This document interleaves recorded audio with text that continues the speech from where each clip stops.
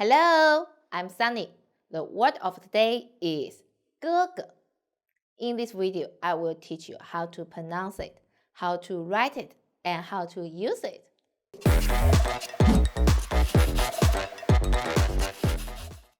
First, let's read together. 我们一起读哥哥哥 So pay attention. Second one, we need to read light and short. 哥哥 Yes. If both you read the first tone, it should be like 哥哥. It's not sound good, so we say 哥哥 Yes, very good.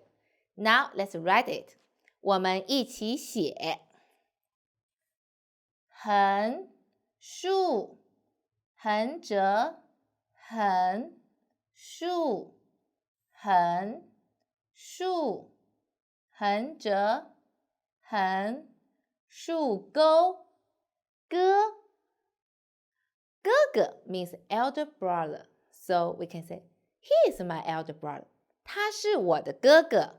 Okay, who has the elder brother or who is the elder brother? Comment below and tell me. 谁有一个哥哥，或者你是那个哥哥吗？在下方评论区告诉我。If you like this video, please like and share it. Thanks for watching. See you next time. Bye bye.